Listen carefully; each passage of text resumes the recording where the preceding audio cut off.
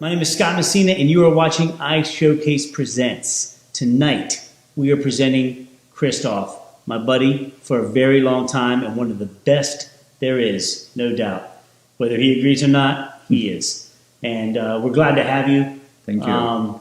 So let me ask you this, Krystof. Tell us a little bit about yourself.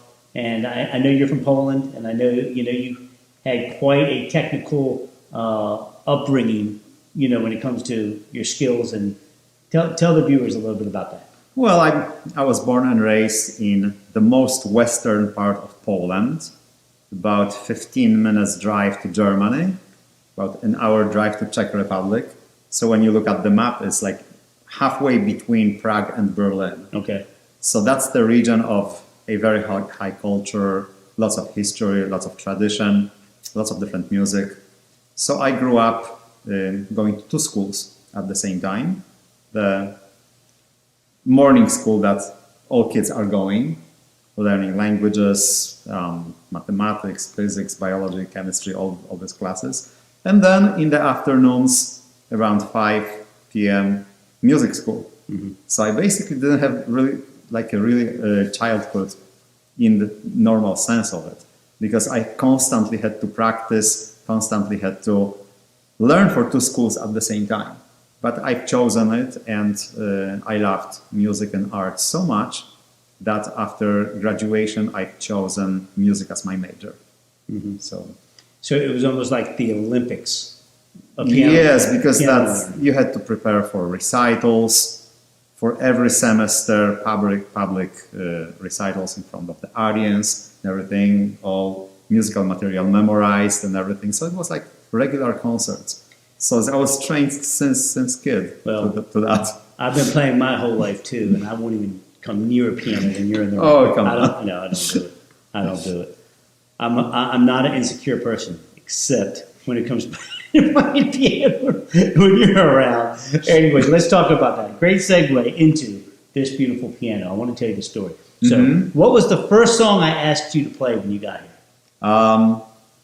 I think it was Rudolph the Red-Nosed Reindeer. Rudolph the Red-Nosed Reindeer. And there's a story behind that. This piano is a Sterling, baby grand. Oh, yes. Okay, so Sterling was Steinway's cousin. Okay. Who basically, I don't know the exact number, maybe 50 to 100. He tried to go on his own. Mm-hmm. This is one of those pianos that he went out on his own. Wow, yeah. So it's 120 years old. Yeah, I can tell by playing it. It feels different. It feels you have to get used to it. It's not like you sit down to like a regular piano and pretty much you can just gig around. With the old instruments like this one, historic instruments, you have to sit down and a little bit train yourself into it. Every time I write a song, I write it on this piano. And there's a reason for this. My grandfather was part of the New York Opera way back in the day. Mm-hmm. Made a lot of friends. During segregation, he used to literally sneak Nat King Cole into the house. Nat King Cole's played on this piano. Guy by the name of Johnny Marks played on this piano. Wow. Johnny Marks wrote Rudolph the Red-Nosed Reindeer. Yes. So I was doing a little research, and I think he died in 1985, and before he died, he had sold 135 million copies of Rudolph the Red-Nosed Reindeer. Wow. And then he was quoted as saying, it was the worst song ever written. Could you imagine selling 135 million copies and then of your own song and saying it was the worst? I love that song. I love all Christmas music. Well, the poem book and all of that came before then. And Walt Disney had something to do with Rudolph back in 1949, 1950. I didn't get too deep into that, but Johnny Marks came over to the house, and it was back in the day, man. Back in the day when people were, smoking cigars, drinking some cognac, and they're that culture you talked about in Poland. You know, in New York, this was Queens, Yes. New York, Bayside, Yeah. and that's where my mom was born. And I talked to my uncle the other day, Uncle Paul, and he was telling me he vividly remembers. He vividly remembers the first time he heard Rudolph the Red-Nosed Reindeer was on this piano. So I said, wait a second. Did Johnny Marks write Rudolph the Red-Nosed Reindeer on this piano, or did he just play it?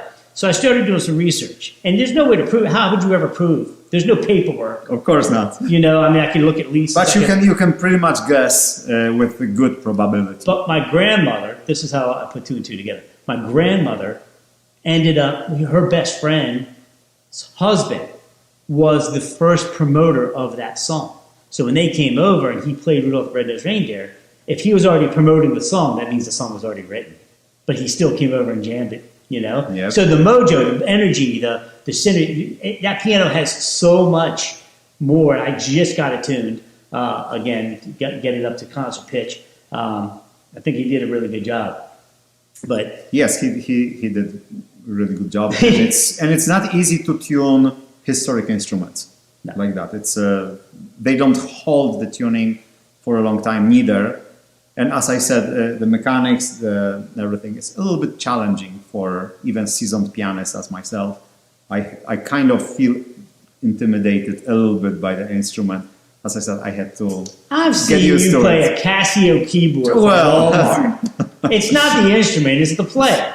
Yeah, well, I've seen Eddie Van Halen jump on a freaking little ukulele and just wail away. I mean, absolutely. You know, it's you could play. You have to be able. But he did say when he left, that is the best that piano will ever sound. I was like, okay, I'm like a family heirloom. We're good to go. The story behind it, it's nostalgic, and it's going nowhere. You know, I'm very blessed to have it, and that it was handed down to me.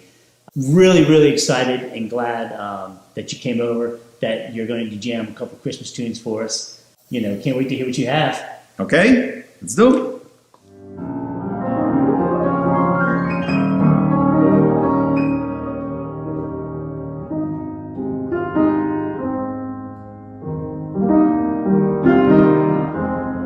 Thank you.